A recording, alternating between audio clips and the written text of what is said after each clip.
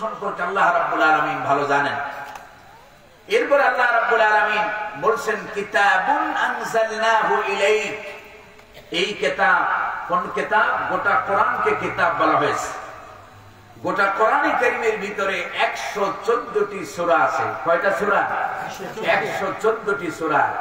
ওয়াজ মাহফিল শুধু আপনারা কানের খোরাক জোগাড়ার জন্য আসেন নাই, মাঝে মাঝে আমার কাছে মনে হয় এগুলো একটা কোরআনে কারীমের এটা একটা ক্লাস। যদি এটাকে কোরআন শিক্ষার সামান্য একটা অংশ মনে করি তাহলেও আশা করা যায় এখান থেকে আমাদের কিছু ফায়দা হবে, ঠিক কিনা? শুধু ওয়াজ মাহফিল আইলাম গেলাম আর কানের কিছু খোরাক নিয়ে চলে গেলাম, বাড়িতে যেয়ে মনে রাখলাম না, তাহলে আমাদের এই মাহফিল দিয়ে তেমন কোনো ফায়দা হবে আল্লাহ এই জন্য মাঝে মাঝে আপনারা বলবেন আল্লাহ যেন আমাদেরকে তৌফিক দেন, বলি আমিন। আল্লাহ রাব্বুল আলামিন বলছেন এই কিতাব, তার মানে হলো গোটা কোরআনকে কিতাব বলা হয়েছে। গোটা কোরআনের ভিতরে 114টি সূরা আছে। প্রতিটি সূরা, প্রতিটি আয়াত, প্রতিটি শব্দ, এমনকি কোরআনে ব্যবহৃত প্রতিটি হরফ এক একটা কিতাব। সুবহানাল্লাহ। আল্লাহ রাব্বুল আলামিন বলেন কিতাবুন আনজালনাহু ইলাইকা লিতুখরিজান নাসা মিনাজ-যুলুমাতি ইলান-নূর।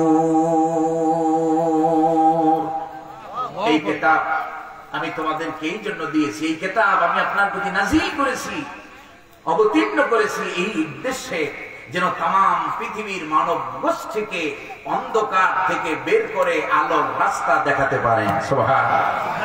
এই কোরআন যখন নাযিল হয় সেই সময়টাকে ইংরেজিতে বলা হয় এজ অফ ইগনোরেন্স, আরবিতে যাকে বলা হয় আইয়ামে জাহেলিয়া। যেই সমাজের ইতিহাস আমাদের কম বেশি জানা, যেই সমাজের মানুষেরা পুত্র সন্তান ধারণের আশায় নিজের স্ত্রীকে পরপুরুষের কাছে রেখে আসতো, বলি নাউজুবিল্লাহ।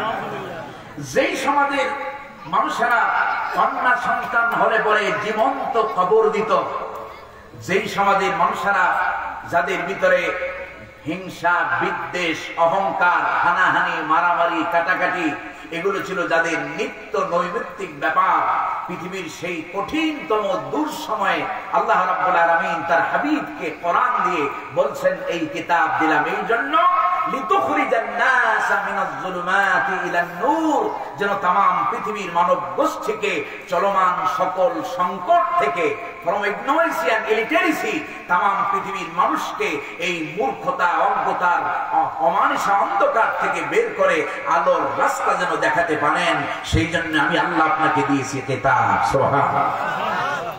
এখন এই কিতাব পাওয়ার পরে মুহাম্মদুর রাসূলুল্লাহ সাল্লাল্লাহু আলাইহি ওয়াসাল্লাম, আল্লাহর হাবিব সাল্লাল্লাহু আলাইহি ওয়াসাল্লাম কোরআনে কারীম নাযিলের পরপরই আল্লাহর হাবিবের একটা দায়িত্ব ছিল। আল্লাহ রাব্বুল আলামিন বলেছেন আমি নবীদেরকে পাঠিয়েছি কয়েকটা উদ্দেশ্যের ভিতরে অন্যতম উদ্দেশ্য ছিল ইউআল্লিমুহুমুল কিতাবা ওয়াল হিকমা। নবীরা কিতাব এবং হিকমা তার জাতিকে শিক্ষা দিয়েছেন, ঠিক কি না? আল্লাহর হাবিব সাল্লাল্লাহু আলাইহি ওয়াসাল্লাম, সাহাবায়ে কেরাম রিদওয়ানুল্লাহি তাআলা আলাইহিম আজমাইন, তাদেরকে আল্লাহর হাবিব নিজে কোরআন শিক্ষা দিয়েছেন না দেন নাই? এইজন্য কোরআনে কারীমের প্রতি মুসলমানদের গুরুত্বপূর্ণ দায়িত্বের ভিতরে অন্যতম 3টা দায়িত্ব হলো, 1 নম্বর দায়িত্ব হলো আল্লাহর কোরআন শিখতে হবে প্রতিটি কালেমা পড়নেওয়ালা মুসলমানকে, ঠিক কি না? আল্লাহর কোরআন শিক্ষা করা মুসলমানদের জন্য নফল না সুন্নাত? কোরআন শিক্ষা করা ফরজ আপনারা বলেছেন, আমি বলি নাই। এবার দলিল দিতে পারবেন কোরআন যে ফরজ, এটা কোরআন থেকে একটা দলিল দিতে পারবেন? বলতে পারবেন না যে কোরআন যে ফরজ এটা আল্লাহ বলেছেন, কি বলেছেন? আর দলিল তো আপনাদের সামনে, আল্লাহ তাআলা বলেছেন এ পড়ো, জানো, বুঝো। আল্লাহ রাব্বুল আলামিন বলেন আল্লাযীনা আতাইনাহুমুল কিতাবা ইয়াতলুনাহু হাক্কা তিলাওয়াতি। আমি যাদেরকে কিতাব দিয়েছি, যাদেরকে কোরআন দিয়েছি, যারা নিজেদেরকে কিতাবওয়ালা বলে দাবি করে, কোরআনওয়ালা বলে পরিচয় দান করে, এই কোরআনওয়ালাদের 1 নম্বর দায়িত্ব হলো এই কিতাব তারা যথাযথভাবে ইয়াতলুনাহু হাক্কা তিলাওয়াতি, এই কিতাবের যথাযথ হক আদায় আল্লাহর কোরআন তারা তেলাওয়াত করবে। তাহলে এক নম্বর দায়িত্ব হলো আল্লাহর কোরআন বিশুদ্ধভাবে শিখতে হবে, ঠিক কিনা? আপনি ইসলামী আন্দোলন করেন কিন্তু আপনার কোরআন কারীমের তেলাওয়াত শুদ্ধ নয়, তাহলে এটা আপনার জন্য শোভনীয় নয়, এটা আপনার সাথে যায় না। এক নম্বর দায়িত্ব আপনাকে আল্লাহর কোরআন বিশুদ্ধ করে শিখতে হবে, ঠিক কিনা? দুই নম্বর, আল্লাহর কোরআনের প্রতি মুসলমানদের দায়িত্ব হলো শুধু পড়বে না, শুধু শিখবে না, শুধু রমজান মাস আসলে পরে খতম দেবে না। দুই নম্বর দায়িত্ব হলো আল্লাহর কোরআন বুঝতেও হবে প্রতিটি কালেমা পড়নেওয়ালা মুসলমানকে, ঠিক কিনা? কারণ কোরআনে কারীম বোঝাটাও ফরজ করেছেন কে? আল্লাহ রাব্বুল আলামিন বলেন, আফালা ইয়াতাদাব্বারুনাল কুরআনা ওয়ালাউ কানা মিন ইনদি গায়রিল্লাহি লাওয়াজাদু ফীহি ইখতিলাফান কাসীরা। আল্লাহু আকবার। আল্লাহ তাআলা বলেন, আফালা ইয়াতাদাব্বারুনাল কুরআন, কেন তারা কোরআন নিয়ে গবেষণা করে না? বিমানা ফালা ইয়াতাফাক্কারুনাল কোরআন, কেন তারা কোরআন নিয়ে চিন্তা করে না, গবেষণা করে না? এইজন্য এক নম্বর আল্লাহর কোরআন মুসলমানেরা বিশুদ্ধভাবে শিখবে, দুই নম্বরে আল্লাহর কোরআন বুঝতেও হবে, ঠিক কিনা? তিন নম্বর লাস্ট এন্ড ফাইনালি আমার ভূমিকার সর্বশেষ কথা হলো, এক নম্বরে কোরআন পড়ার কথা বলেছি, দুই নম্বরে কোরআন বোঝার কথা বলেছি, তিন নম্বর দায়িত্ব হলো যা পড়বো, যা বুঝবো তা দিয়ে আমাদের ব্যক্তি জীবন, পারিবারিক জীবন, সামাজিক জীবন, রাষ্ট্রীয় জীবন, আমার অর্থনীতি, আমার সমাজনীতি, আমার রাজনীতি তথা আমার গোটা জীবন আল্লাহর কোরআনে যা আছে ঠিক হুবহু তাই দিয়ে আমার জীবন সাজাতে হবে। যেহেতু আমি আপনি পড়েছি লা ইলাহা ইল্লাল্লাহু মুহাম্মাদুর রাসূলুল্লাহ সাল্লাল্লাহু আলাইহি ওয়াসাল্লাম, যেহেতু এই ইমানের সাক্ষ্য দিয়েছি, তাই তিন নম্বর পয়েন্ট হলো আল্লাহর কোরআনে আল্লাহ তাআলা যা দিয়েছেন আমার ব্যক্তিতে, পরিবারে, সমাজে, রাষ্ট্রে গোটা কোরআনকে সেট করাটা আমি মুসলমান কালেমার স্বীকার করেছি। এই কালেমার স্বীকারোক্তির দাবি হলো আল্লাহর কোরআন দিয়ে আমাদের গোটা জীবন সাজানো, ঠিক না? এই তিনটা কাজ যদি আমরা করতে পারি, পৃথিবীর মুসলমানেরা যদি আবার নতুন করে নব উদ্যমে যদি কোরআনে কারীম পড়ে, সাহাবায়ে কেরাম যেভাবে কোরআন পড়েছে, কোরআন শিখেছে, দুই নম্বর সাহাবায়ে কেরাম যেভাবে কোরআন বুঝেছে, আমরাও যদি আল্লাহর কোরআন সেইভাবে বুঝতে পারি, তিন নম্বর সাহাবায়ে কেরাম যেভাবে কোরআন দিয়া তাদের ব্যক্তি জীবন, পারিবারিক জীবন, সামাজিক জীবন, রাষ্ট্রীয় জীবন, তাদের গোটা জীবন ছিল কোরআন। আম্মা জানা আয়েশা সিদ্দিকা রাদিয়াল্লাহু তাআলা আনহাকে জিজ্ঞেস করা হয়েছে নবীজি সাল্লাল্লাহু আলাইহি ওয়াসাল্লামের জীবন আচরণ সম্পর্কে, কাইফা কানা খুলুকুন নবী সাল্লাল্লাহু আলাইহি ওয়াসাল্লাম।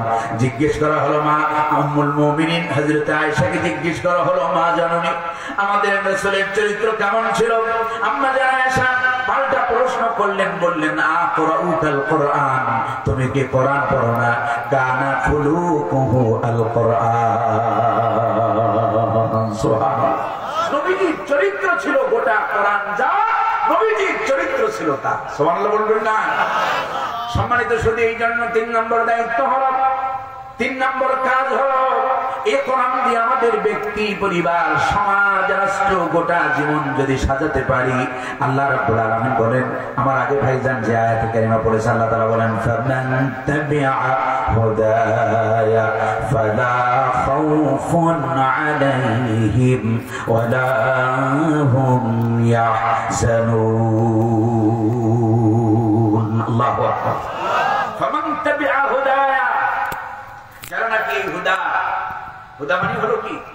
কোরআন। যারা এই কোরআন তাবিআর ভিতরে আছে পড়া, তাবিআর ভিতরে আছে তাদাব্বুর, তাফাক্কুর, তাবিআর ভিতরে আছে এই কোরআন হালালাহু ওয়া হারামা হারামাহু, আল্লাহ রাব্বুল আলামিন কোরআনে যা হালাল করেছেন তা হালাল হিসাবে মানতে হবে, যা হারাম করেছেন তা থেকে বেঁচে থাকতে হবে। এই নীতি যদি মুসলমান অবলম্বন করতে পারে, আল্লাহ তাআলা বলছেন ফালা খাউফুন আলাইহিম, তাহলে জাগতিক কোনো ভয় তোমাদের থাকবে না। আল্লাহু আকবার।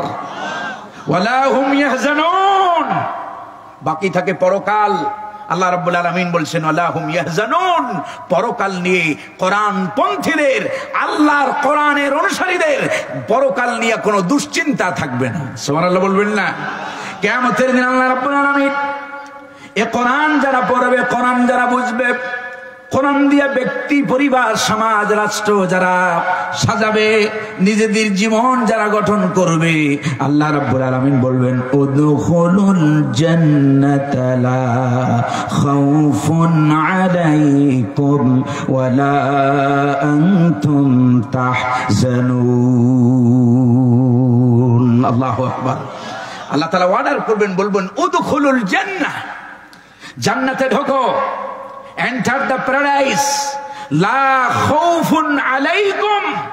আজকের এই দিনে এক জায়গায় আসছে লা খাউফুন আলাইকুমুল ইয়াউম, আজকের এই দিনে অর্থাৎ এই ডে অফ জাজমেন্ট, এই বিচারের দিনে তোমাদের কোনো ভয় নাই, তোমাদের ওয়ালা আনতুম তাহজানুন, তোমাদের জাহান্নাম নিয়া তোমাদের কোনো দুশ্চিন্তাও থাকবে না। সুবহানাল্লাহ বিহামদি। তাই আসুন, আমার সূচনার যে মূল, যে ভূমিকার যে মূল কথা, তা হলো এই, আসুন কোরআন পড়ি, কোরআন বুঝি, কোরআন দিয়ে ব্যক্তি, পরিবার, সমাজ, রাষ্ট্র, আল্লাহর কোরআন দিয়ে এই সমাজ, এই রাষ্ট্রকে পরিচালনার জন্য আমরা প্রাণান্তকর প্রচেষ্টা করি। আল্লাহ তাআলা যেন আমাদেরকে সেই তৌফিক দান করেন, বলি আমিন। রাগ করতেছেন আপনারা? কষ্ট হইতেছে আপনাদের? কষ্ট তো আমার হওয়ার কথা, কারণ গত রাত্রে আপনার ঘুম তেমন ভালো হয় নাই। ফজরের পরে আবার আপনাদের দিকে রওনা দিলাম, তো রাস্তায় এমন জ্যামে পড়েছি। আমার আগে আমার ভাইজান মাওলানা আবু সাইদ আরিফ তিনি বলেছেন যে অনেক কষ্ট হয়েছে আসতে আজকে পথে, এত কষ্ট।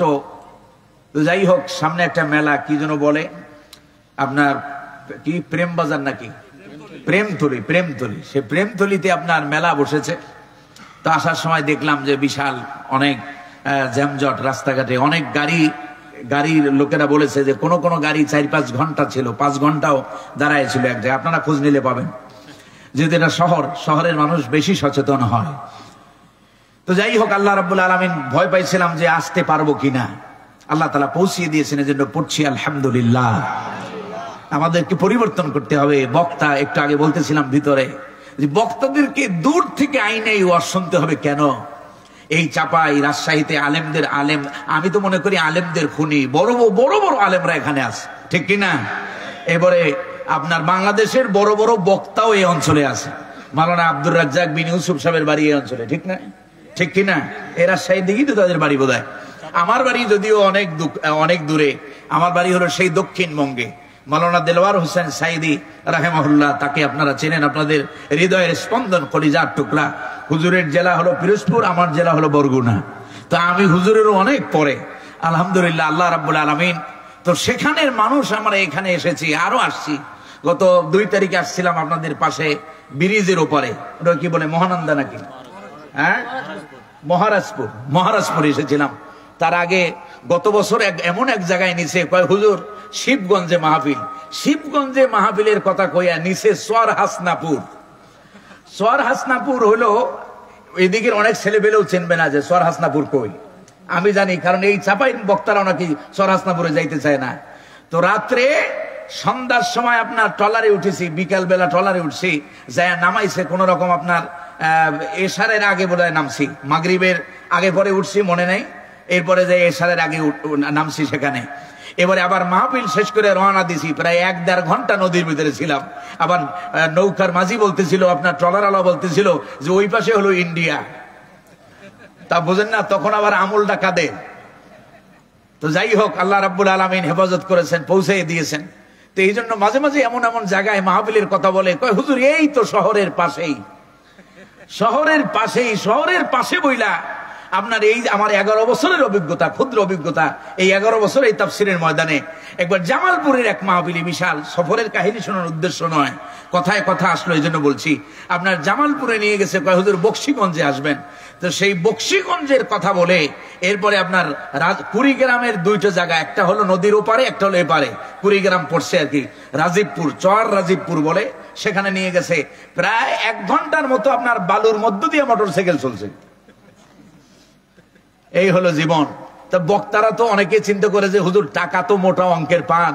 ভাই এই যে এখানে আসছি, মাওলানা আব্দুল কাদের সাহেব তিনি দাওয়াত দিয়েছেন, এরপর আরো যারা দায়িত্বে ছিলেন তারা বলতে পারবেন যে এই নোমানিরে আনতে 1 পয়সাও অগ্রিম তাদের খরচ করতে হয়নি। এবং এই 11 বছরে একটা মাহফিল কমিটি দেখাতে পারবে না যে নোমানী সাহেবকে এই 11 বছরে আমরা অন্তত একটা মাহফিলে অগ্রিম 2000 টাকা পাঠাইছিলাম। কারণ এই চাঁপাইনবাবগঞ্জে আমি আসতে পারবো এই গ্যারান্টি আমার কাছে আছে, এই গ্যারান্টি আমার কাছে আছে।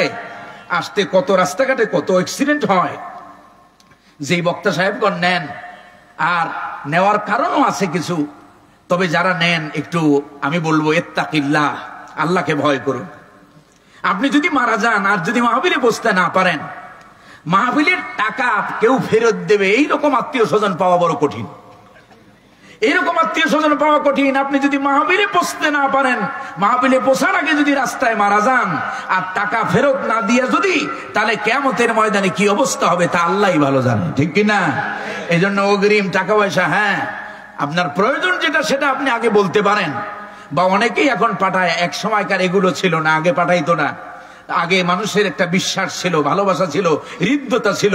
এখন দেখলাম এমনও বক্তা আমরা নেটে পাই মাঝে মাঝে, কয় যে আপনারে ভাড়া করে আনছি, এরকম ভাষা না, খুব বাজে ব্যবহার করে, কয় যে ভাড়া করে আনছি, 1 লাখ টাকা দিয়ে আনছি, আমরা যা বলবো তাই শুনতে হবে।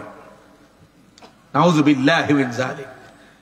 আলেমদের সাথে কিভাবে কথা বলতে হবে, আচরণ করতে হবে, এখন এই পরিবেশটাও নষ্ট করছে এক শ্রেণীর অসাধু ব্যবসায়ীরা, ঠিক কিনা? দেখেন না এখন নেটে আপনার কিছু আলোচক আছে, কি যে বলে নিজেরাই কইতে পারে না, কি যে বলে নিজেরাই জানে না। কারণ হাযিহি আলামাতুস সাআ, কিয়ামতের আগে এমনটা ঘটবে। একজন একজনকে কাফের কয়, একজন আরেকজনের ফাসিক কয়। হ্যাঁ দুপুরবেলা কাফের কয়, আর একটু পরে আরেকজন হ্যাঁ দুপুরবেলা আবার ফাসিক কইতেছে।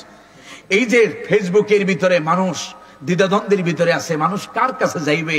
আমি ওলামায়ে কেরামদেরকে উদ্দেশ্য করে বলবো, আল্লাহর রাস্তে এই এখনকার এই মিডিয়ার যুগে আল্লাহর রাস্তে পরস্পরকে গালাগালি, পরস্পরকে অপবাদ দেওয়া, পরস্পরের বিরুদ্ধে ফতুয়াবাজি আল্লাহর রাস্তে বন্ধ করেন। নইলে বিপদ হাসিনার উপরে যেমন আইছে, আপনাদের উপরে আবার বিপদ আইতে কিন্তু বেশি দেরি হবে না, ঠিক কিনা?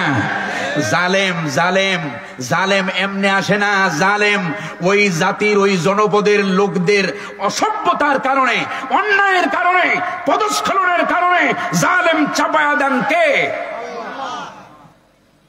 আল্লাহ রাব্বুল আলামিন গোটা জাতিকে বোঝার তৌফিক দান করেন, বলি আমিন। ওলামায়ে কেরাম ওয়াজ করার জন্য আরে গাইলানো লাগে না। আর এখন ফালতু ভাইরালের জন্য তো দেখেন না স্ত্রীকে বিলীন করে দিতেছে স্বামী। দেখেন না আপনার ওই যে কাপল ভিডিও, কাপল বলে না, কি বলে, এই সেই কাপল ভিডিওর নামে যে অশ্লীলতার সরাসরি এখন নেটের জগতে। কিছু ওলামায়ে কেরাম, সেদিন আমাদের আমিরে জামাত আমাদের এক প্রোগ্রামে বলেছেন যে ওলামায়ে কেরাম আশ্চর্য হয়ে যায় যে আলেমরা পর্যন্ত সেলফির পাগল। কিসের পাগল? মাহফিলে যাইতেছে, রওনা করে গাড়ি একটা নিয়ে, পোস্ট একটা দিয়া, ছবি একটা তুলে, আজকের মাহফিল সফর শুরু করলাম ঢাকা টু চাঁপাইনবাবগঞ্জ। আস্তাগফিরুল্লাহল আযীম। ছবি তোলার একটা লিমিট তো আছে। ছবিটা আপনার যখন একদম জরুরি হয়, যেমন পাসপোর্ট, আমি বাহিরে যাব, পাসপোর্টে জরুরি, আমার ভোটার আইডি কার্ডে জরুরি, আমার একটা জমি রেজিস্ট্রি করব, সেখানে ছবি জরুরি, আমি আপনার নির্বাচন করব, সেখানে আমার ছবি জরুরি হতে পারে। কিন্তু আপনি অযথাই এইভাবে আমরা কবিরা গুনাহ, সগীরা গুনাহ না, কবিরা গুনাহ হচ্ছে প্রতিটি মুহূর্তে। আর এক শ্রেণীর এরা মৌলবীরা, এরা আসলে আলেম না, কারণ কিতাবের এলেম নাই। এখন বক্তাদের অভাব নাই, সে ব্যাপারে আর কথা না বললাম, তাহলে বক্তারা কবে যে আপনার কাজই খালি এটা। আল্লাহ তাআলা আমাদেরকে হেফাজত করেন, বলি আমিন। শেষ জমানায় আসবে লোকেরা, রাসূলুল্লাহ সাল্লাল্লাহু আলাইহি ওয়াসাল্লাম বলেছেন যে এমন একটা সময় আসবে যখন জাতি জাহেলদেরকে ফকিহের আসনে বসাবে, আর এই জাহেল ফকিরা ফতুয়া দিয়ে ফদল্লু আদিল্লু, নিজেরা গোমরা হবে, জাতিকেও গোমরাহ করবে। আজকে সেই সময় আসছে, আল্লাহ তাআলা আমাদেরকে হেফাজত করেন বলি আমিন। তো আমার ভূমিকার 3টা কথা আপনাদের মনে আছে তো? 1 নম্বরে কোরআন পড়ার কথা বলেছি, 2 নম্বরে কোরআন বোঝার কথা বলেছি, 3 নম্বরে আল্লাহর কোরআন প্রতিষ্ঠার আন্দোলনে ঐক্যবদ্ধভাবে আল্লাহর দ্বীন কায়েমের জন্য আমাদেরকে কাজ করতে হবে, ঠিক কি না? আল্লাহ যেন সেই তৌফিক দান করেন বলি আমিন। এখন এই দ্বীন কায়েমের কথা বললেই কয় যে এই যে আইছে জামাতের বক্তা, এক শ্রেণী আছে না, এতদিন যারা আমাদের বন্ধু ছিল এখন তারাও আমাদেরকে গাইল্লা, এই চাপাইতে দেখলাম গাইল্লা জমানের সমানে গাইল্লাইতেছে। মূল আলেমদেরকে একজনে দেখলাম মদ ব্যবসায়ীদের সাথে আলেমদেরকে তুলনা করতেছেন, নাউজুবিল্লাহি মিন যালিক। কয় মদ ব্যবসায়ীরা যেমন মদ খায় না, ঠিক মৌলবীদেরকে দৃষ্টান্ত দিতেছে যে মৌলবীরাও নাকি শুধুমাত্র দিনের এইরকম ভালো কাজের কথা বলে কিন্তু ভালো কাজ নাকি করে না। আলেমদেরকে যে বিশ্রী ভাষায় আপনার মতো একজন মোটামুটি ভালো পর্যায়ের একটা নেতা যে কথা আপনি বলেছেন, কিয়ামতের দিন আল্লাহর আদালতে আপনাকে জবাবদিহি করতে হবে, ঠিক কি না? এই ধরনের ফালতু কথা কেমনে বলেন? আলেমদের ফজিলত, আলেমদের মর্যাদা, সম্মান আল্লাহ দিয়েছেন, আল্লাহর রাসূল দিয়েছেন, ঠিক কি না? নবীজি বলেন, ফাদলুল আলিমি আলাল আবিদ কাফাদলি আলা আদনাকুম। নবীজি বলেন, শোনো, একজন আলেমের মর্যাদা হলো সাধারণের মধ্যে তেমন আমি নবীর মর্যাদা তোমাদের মধ্যে যেমন। সুবহানাল্লাহ। ওয়া ফি রিওয়ায়াতিন উখরা ফাদলুল আলিমি আলাল আবিদ কাফাদলিল কামারি আলা সাইরিল কাওয়াকিব।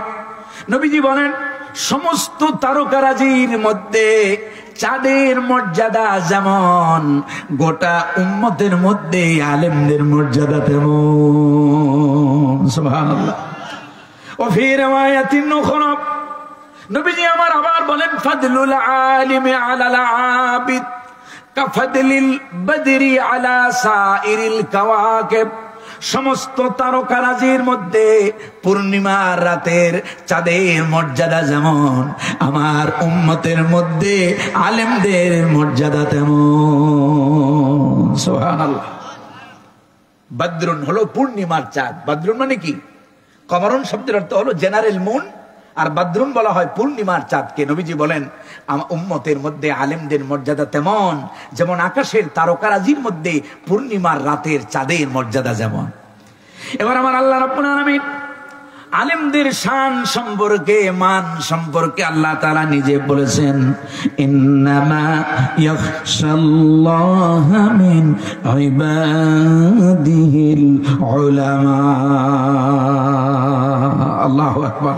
আল্লাহ তাআলা বলছেন কেবলমাত্র, ইন্নামা কনফাইন করেছেন আল্লাহ তাআলা বলছেন কেবলমাত্র, শুধুমাত্র আমাকে অধিক ভয় করে যারা আমার বান্দাদের মধ্য থেকে আলেম। আল্লাহু আকবার। যতই দেখো অমুক মৌলবী তমুক মৌলবী, ওলামায়ে কেরাম, কিছু পদস্খলন সকল মানুষ হিসেবে হয়, কিন্তু আলেমরা ক্ষমার রাস্তাটাও আলেমদের চেনা আছে, ঠিক কিনা? নবীজি সাল্লাল্লাহু আলাইহি ওয়াসাল্লাম বলেছেন, বুখারীর বর্ণনা আসছে, আল্লাহর হাবিব বলেন যে সবচেয়ে উত্তম ভুলকারী হলো সে যে ব্যক্তি তাওবাকারী। যে ব্যক্তি কি কারী? তাওবাকারী। আল্লাহ তাআলা আমাদেরকে বোঝার তৌফিক দান করেন বলি আমিন। ওলামায়ে কেরাম নিজেদের শান মান ভুলে যাবেন না, নিজেদের মর্যাদা কোরআনে যা আছে, হাদিসে যা আছে বুঝতে শিখুন। আলেমদের কি মর্যাদা, আলেমদের কি ফজিলত আল্লাহ দিয়েছেন, আল্লাহর হাবিব দিয়েছেন। আল্লাহ যেন আলেমদেরকে এগুলো বুঝে চলার তৌফিক দেয় বলি আমিন। এই মর্যাদা বুঝে যেন আলেমরা কথা বলতে পারে, আল্লাহ যেন সেই তৌফিক দেয় বলি আমিন। ওয়াজের ময়দানে, ওয়াজের মঞ্চে যখন বসবেন, কোন দল নিয়ে বাড়াবাড়ি করার দরকার নেই। আপনি হকটা প্রচার করে যান। জাতি এখন সচেতন, ঠিক কিনা? জাতি এখন বোঝে না, কারণ নাম নেওয়া লাগে না, বললেই বোঝে কার চেহারাটা কেমন। জাতির সামনে এখন জাতি হলো আয়না। জাতি হলো কি?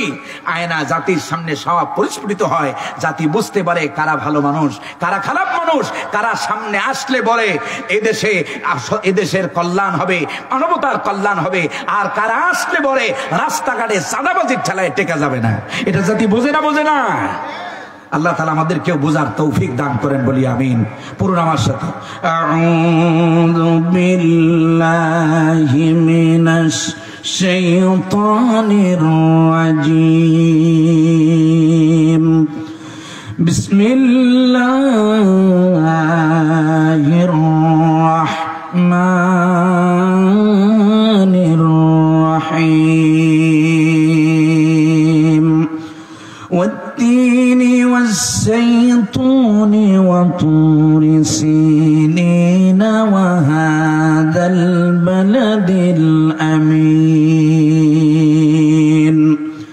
لقد خلقنا الإنسان في أحسن تقويم ثم رددناه أسفل سافلين إلا الذين آمنوا وعملوا الصالحات فلهم أجر غير ممنون فما يكذبك بعد بالدين أليس الله بأحكم الحاكمين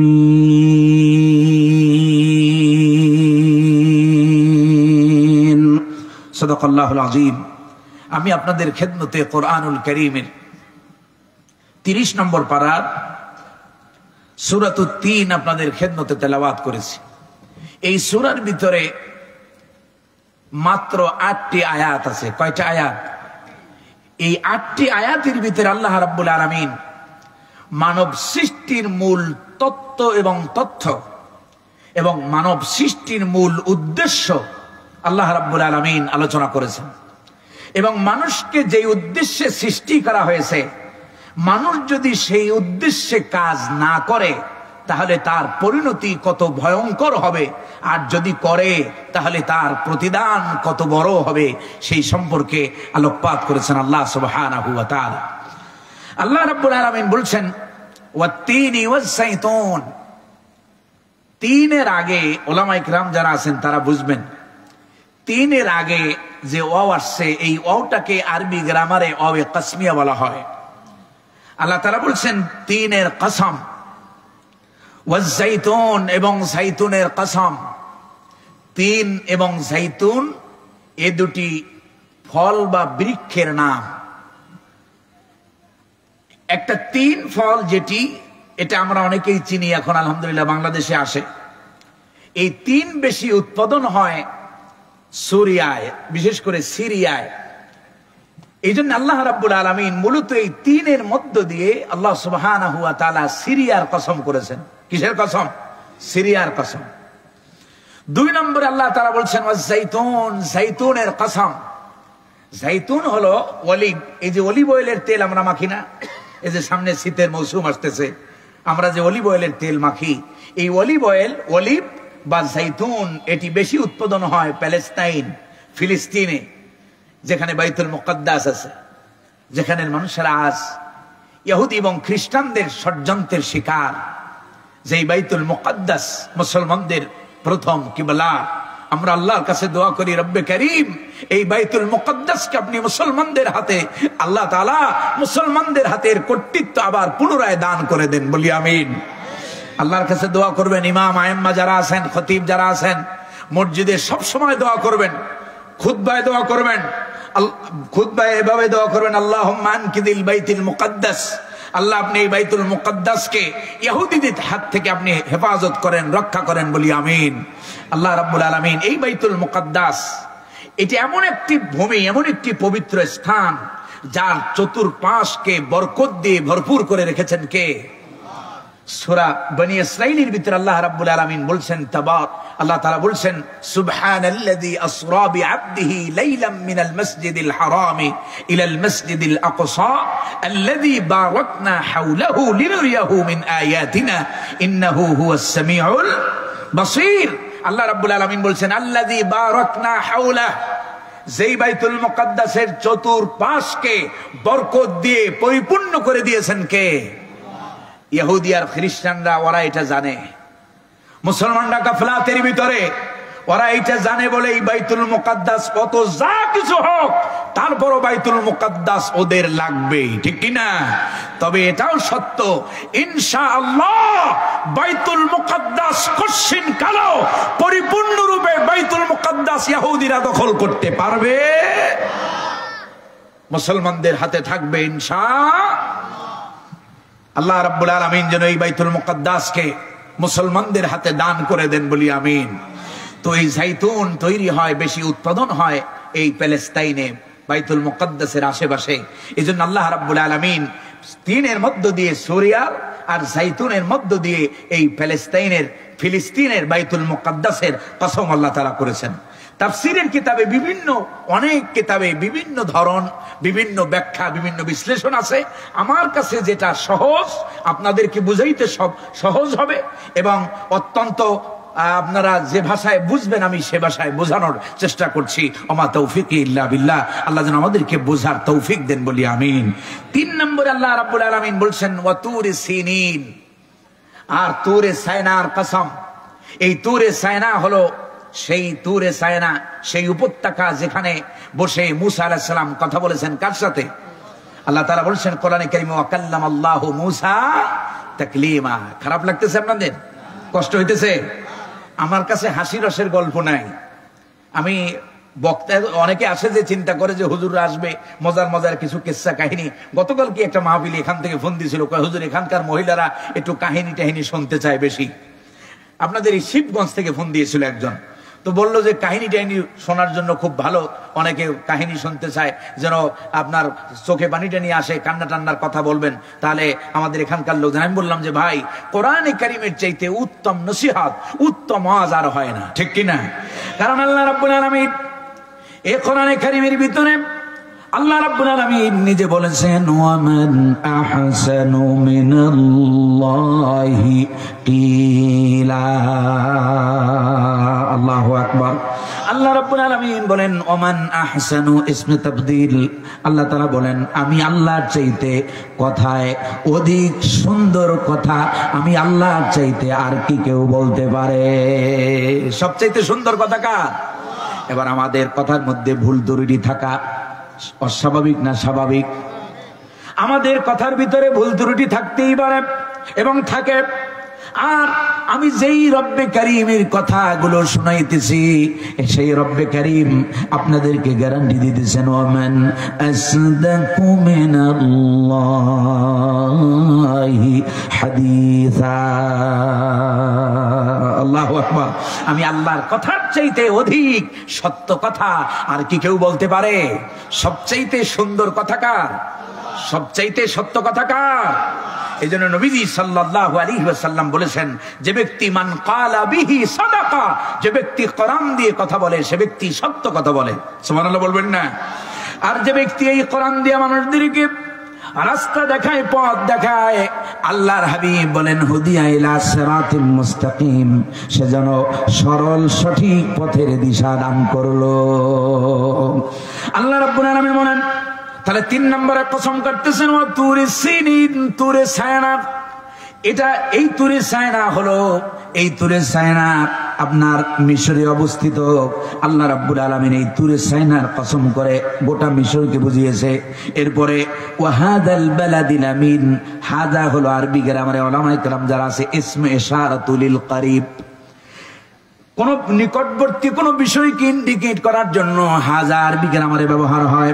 আল্লাহ রাব্বুল আলামিন বলেন ওয়াহাদাল বালাদিল আমিন, এই নিরাপদ নগরীর কসম।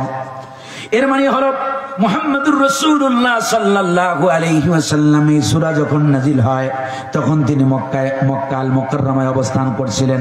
আল্লাহ রাব্বুল আলামিন তার হাবিবকে ইঙ্গিত করে বললেন, হাবিব আপনি যেই শহরে আছেন এই শহরের কসম। তাহলে কসম কাটলেন কয় জায়গার? জায়গা হলো কয়টা মনে আছেনি আপনাদের?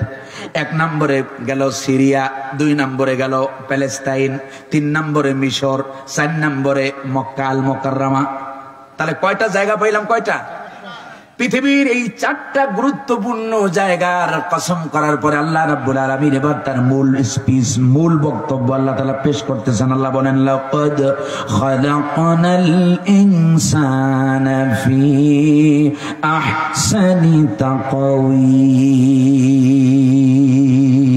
আল্লাহু আকবার। আল্লাহ তাআলা বলছেন, লাকাদ খালাকনাল ইনসান। লাম এবং কদ এটাকে আরবি গ্রামারে বলে হুরুফে তাকিদ। কি বলে? আল্লাহ রাব্বুল আলামিন বলছেন, লাকাদ খালাকনাল ইনসানা ফি আহসানি তাকওয়িম। অবশ্যই অবশ্যই তাম পৃথিবীর মানব গোষ্ঠীকে, আল ইনসান জিনস আল ইস্তিগরাক, আল্লাহ তাআলা বলছেন শুধুমাত্র মুসলমান নয়, এই পৃথিবীর মানুষ বলে যারা পরিচয় দেয়, পৃথিবীর সমগ্র মানব গোষ্ঠীকে আমি পৃথিবীর মানুষকে সবচেয়ে বিউটিফুল স্ট্রাকচার দিয়ে পৃথিবীর মানুষকে সৃষ্টি করেছি। সুবহানাল্লাহ বলবেন না? পৃথিবীর মানুষকে সবচেয়ে সুন্দর করে সৃষ্টি করেছেন কে? আর এক শ্রেণীর ছাগলেরা আমাদের বইয়ের ভিতরে চালাই দিতে চাইছিল একবার, কয় যে মানুষ আসলে মানুষ না, মানুষ হলো বানরের জাত। এই যে জাফর ইকবাল ছিল না, একটা নাম করা একটা নাস্তিক, হাসিনার ডাইন হাত বাম হাত, এই জাফর ইকবালের মতো আপনার খান্নাস এরা চালাই দিতে চাইছে, মুসলমানদের সন্তানদেরকে শিখাইতে চাইছে যে মানুষের উৎপত্তি আসলে বানর থেকে। বলি নাউজুবিল্লাহি মিন যালিক। যাই হোক, তখনকার সময় আমরা অনেক প্রতিবাদ করেছি, অনেক লেখালেখি হয়েছে, যার কারণে তখনকার সেই ফ্যাসিস্ট এবং পৃথিবীর নিকৃষ্ট ফেরাউনকেও যিনি লেডি ফেরাউনকেও যিনি হার মানাবেন, সেই হাসিনা বাধ্য হয়েছে সেই মতবাদ বাদ দিতে। ঠিক কিনা? আল্লাহ রাব্বুল আলামিন পৃথিবীর গুরুত্বপূর্ণ চারটি মাকানের কসম করার পরে আল্লাহ রাব্বুল আলামিন যেখানে বলতেছেন, লাকাদ খালাকনাল ইনসানা ফি আহসানি তাকওয়িম। অবশ্যই অবশ্যই তাম পৃথিবীর মানব গোষ্ঠীকে, মানব মণ্ডলীকে আমি আল্লাহ তাআলা সবচাইতে বিউটিফুল স্ট্রাকচার দিয়ে আমি আল্লাহ পৃথিবীর মানুষ সৃষ্টি করেছি। কেমন করে সৃষ্টি করলেন? আল্লাহ রাব্বুল আলামিন বলেন, ফালইয়ানজুরিল ইনসানু মিম্মা খালাকা।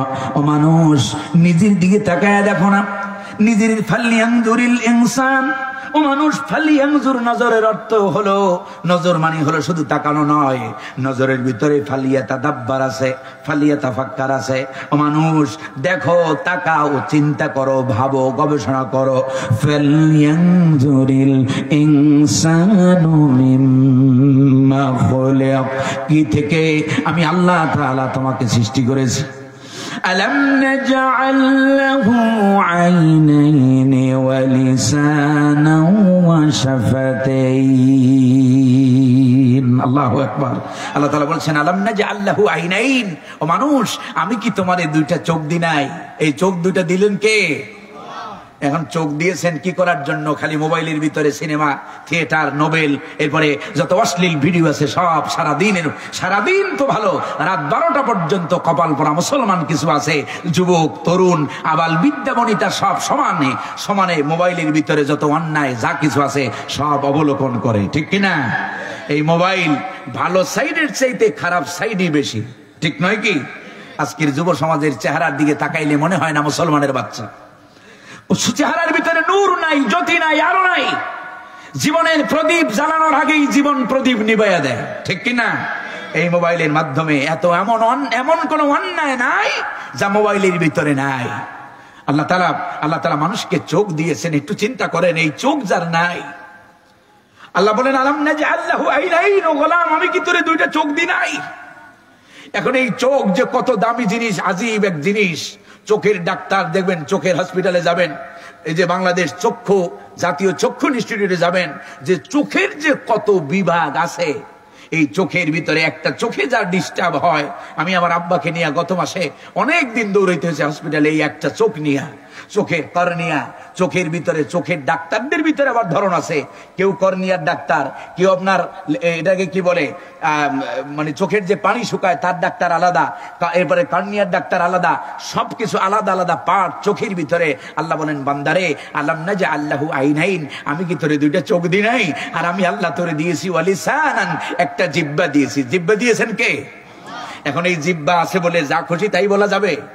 কেবল তাই বলতে হবে যা বলতে আমার আল্লাহ বলেছেন, যা বলতে আমার রসূল বলেছেন। যেই কথা বললে আমার কোনো ফায়দা হবে না, আমার পরকালীন আমল নামায় আমার কোনো সওয়াব যুক্ত হবে না, সেই ধরনের কথা উম্মতে মুসলিমা বলতে পারে না, ঠিক কিনা? কারণ আপনি আমি এই যে কথা বলতেছি, কথাগুলো এখানে রেকর্ড হয় না? শুধু এখানে রেকর্ড হয় না, আপনার আমার সাথে দুইজন আছেন, তারাও রেকর্ড করতেছেন। আল্লাহ রাব্বুল আলামিন বলেন, মা ইয়ালফিযু মিন কাওলিন ইল্লা লাদাইহি রাকীবুন আতীদ। মানুষ এমন কোনো কথা বলে না, মানুষ এমন কোনো কথা বলে না, এমন কোনো শব্দ ব্যবহার করে না, এমন কোনো শব্দ মুখ দিয়ে বের করে না যেই শব্দটা আল্লাহ রাব্বুল আলামিনের ফেরেশতারা রেকর্ড করে না রাখে। এই জন্য চোখ আছে বলে যা খুশি তাই দেখা যাবে না, হালাল দেখতে হবে, হারামের দিকে তাকানো যাবে না। মুখ আছে বলে যা খুশি তাই বলা যাবে না। জিহ্বা আছে বলে আল্লাহ রাব্বুল আলামিন বলেন, বান্দারে এই জিহ্বা দিয়েছি আমি তোমারে, জিহ্বা আছে বলে এই জিহ্বা দিয়া যা খুশি তাই তুমি বলতে পারবা না, বরং কেবল তাই বলতে হবে যে আমি আল্লাহ বলতে বলেছি। এই জিহ্বা আছে বলে এই জিহ্বা দিয়া কত ধরনের স্বাদ তুমি আস্বাদন করো। বিজ্ঞানীর আজকের বিজ্ঞান আবিষ্কার করেছে মানুষের এই জিহ্বার ভিতরে ৩,৫০০ আস্বাদন কোষ দিয়েছেন কে? ৩,৫০০ আস্বাদন কোষ এই জিহ্বার ভিতরে আছে। এই জন্য যখন খাবার খাইতে বসেন দেখেন হরেক রকমের তরকারি, যখন খাবার খাইতে বসেন গরুর মাংস, মুরগির মাংস, খাসির মাংস, এরপরে আরো যদি অন্য কোনো কিছুর মাংস থাকে, কোনোটার স্বাদের সাথে কোনোটার স্বাদ কি মিলে যায় নাকি? মাছের কত ধরনের মাছ আছে, শোল মাছ, কই মাছ, বোয়াল মাছ, টাকি মাছ, চিতল মাছ, একটা মাছের স্বাদের সাথে আর একটা মাছের স্বাদ মেলে নাকি? কত ধরনের শাক আমরা খাই, কত ধরনের সবজি আমরা গ্রহণ করি, একটার স্বাদের সাথে আরেকটা স্বাদ মেলে না। আল্লাহ রাব্বুল আলামিন বলেন, বান্দারে ওয়া লিসানান, একটা জিহ্বা আমি আল্লাহ তোমাকে দিয়েছি, এই জিহ্বার ভিতরে ৩,৫০০ আস্বাদন কোষ দিয়েছি। আর এই জিহ্বা দিলাম এই জন্যে তোমার জিহ্বাকে তুমি আমি আল্লাহর শুকর দিয়া ভিজায় রাখবা, আমি আল্লাহর জিকির দিয়া ভিজায় রাখবা। তোমার জিহ্বাটাকে লিসানান যাকিরান শাকিরা, তোমার জিহ্বাটারে তুমি সব সময় আল্লাহর শুকর গুজারি বানাবা, বেশি বেশি জিকির করবা, বেশি বেশি তাসবিহ তাহলিল পড়বা। যেখানেই থাকো না কেন, বাসের জন্য বসে আছো, কোথাও বসে আছো, হসপিটালে ডাক্তারের জন্য বসে আছো, মুখে মুখে পড়তে থাকবা, মনে মনে পড়তে থাকবা, সুবহানাল্লাহি ওয়া বিহামদিহি সুবহানাল্লাহিল আযীম। পড়লে লাভ না লস? লাভ না লস? নবীজি বলেছেন, বুখারীর বর্ণনা, মাঝে মাঝে আমলের কথা বলি, মনে রাখবেন এগুলো। নবীজি বলেন, কালিমাতানে হাবিবাতানে ইলার রহমান খফিফাতানে আলাল লিসান সাকিলাতানে ফিল মিজান সুবহানাল্লাহি ওয়া বিহামদিহি সুবহানাল্লাহিল আযীম। বুখারীর সর্বশেষ হাদিস, হযরত আবু হুরায়রা বর্ণনা করেছেন, নবীজি বলেছেন, কালিমাতানে হাবিবাতানে ইলার রহমান, দুটো কথা এমন আছে, দুটো বাক্য এমন আছে যেটা দয়াময় রহমানের কাছে খুব পছন্দনীয়, যেটা জিহ্বার ভিতরে উচ্চারণে অত্যন্ত হালকা, সেই কথা কিন্তু মিজানের পাল্লায় কিয়ামতের দিন হবে ভারী। সেই কথা দুটো হলো, আবার আমার সাথে পড়ুন, সুবহানাল্লাহি ওয়া বিহামদিহি সুবহানাল্লাহিল আযীম। এই তাসবিহ পড়া যাবে না? বেশি বেশি পড়বেন। বাসের জন্য বসে আছেন, কারোর জন্য অপেক্ষা করতেছেন, পড়েন সুবহানাল্লাহ ওয়ালহামদুলিল্লাহ ওয়ালা ইলাহা ইল্লাল্লাহ আল্লাহু আকবার। যেই তাসবিহগুলো, যেই জিকির আজকারগুলো নবীজি শিখিয়েছেন সেই জিকির করব।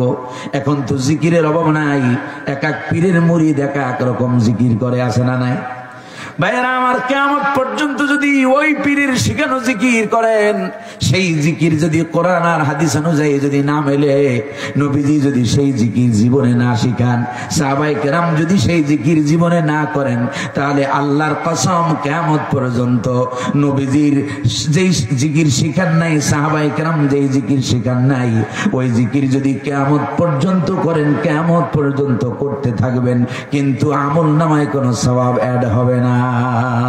ঠিক কিনা? আমল করতে হবে আল্লাহ রাব্বুল আলামিনের আদেশ অনুযায়ী, রাসূল সাল্লাল্লাহু আলাইহি সাল্লামের দেখানো তরিকা অনুযায়ী। ঠিক কিনা? রাসূলের তরিকা বাদ দিয়া, সুন্নাত বাদ দিয়া, অমুক পীরের দেওয়া জালালি, তমুক পীরের দেওয়া জালালি জিকির, তমুক পীরের দেওয়া দুরুদে মাহাদিন শুরু করছে। ইদানিং দেখি ইমাম মাহাদিন নামে দুরুদ চালু করে দিছে কিছু ভণ্ডরা, আছে না? বিভিন্ন জায়গায় বসা, রাজারবাগ, কুতুববাগ, দেওয়ানবাগ, সুরেশ্বর, চন্দ্রপাড়া, আটরশি, দেখবেন এদের বড় বড় পেট পুটকা মাছের সাইজ বানাইয়া, জনগণের টাকা হারাম খাইয়া পেটটারে পুটকা মাছের সাইজ বানাইয়া, এরপরে জনমের মতো ঘুমাইয়া, এমন সুন্দর চেহারা, লোকেরা তো আর নূর চেনে না, সাদা দেখলি মনে করে দেখছো পীর সাহেব কেবলা, নাম দেশে পীর সাহেব কেবলার, কি সুন্দর জিকির, কি সুন্দর বদন, কি সুন্দর চেহারা তার। এরপরে পীর সাহেব আমল চালু করে দিছে, সন্ধ্যার সময় পড়বেন ইমাম মাহাদির নামে জিকির, এরপরে আরো তার নামে জিকির, পীর সাহেবদের নামে জিকির আছে। নাউযুবিল্লাহি মিন। নবীজি বলেছেন, গত জুমায় মসজিদে বলেছিলাম, নবীজি বলেছেন, মান আহদাথা ফি আমরিনা হাযা মা লাইসা মিনহু ফাহুয়া রাদ্দুন।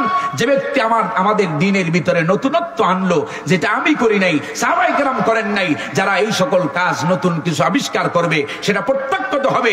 আমি যেটা করি নাই সেটা আমার নামে যারা চালায়া দেবে, নবীজি বলেন, মান কাযাবা আলাইয়া মুতাআম্মিদান ফালিয়াতাবাওয়া মাকআদাহু মিনান নার। যে ব্যক্তি আমি নবী বলি নাই সে কথা আমার নামে চালায়া দেবে, সে যেন তার স্থানকে জাহান্নামে করে নিল। বলি না নাউযুবিল্লাহ। এজন্য আমল করতে হবে রাসূল সাল্লাল্লাহু আলাইহি ওয়াসাল্লামের দেখানো তরিকায়। আল্লাহ যেন আমাদেরকে সেই তৌফিক দেয়, বলি আমিন। তো বলতেছিলাম, লাকাদ খালাকনাল ইনসানা ফি আহসানি তাকওয়িম। আল্লাহ তাআলা বলছেন, অবশ্যই অবশ্যই আমি গোটা মানব গোষ্ঠীকে একটি বিউটিফুল স্ট্রাকচার দিয়ে পৃথিবীর মানুষকে আমি আল্লাহ সৃষ্টি করেছি। সুবহানাল্লাহ।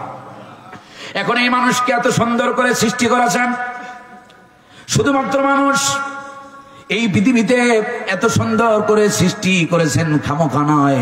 আল্লাহ তাআলা বলেন, আফাহাসিবতুম আন তুদখিলুন আফাহাসিবতুম আন্নামা খালাকনাকুম আবাসাও ওয়া আন্নাকুম ইলাইনা লা তুরজাউন।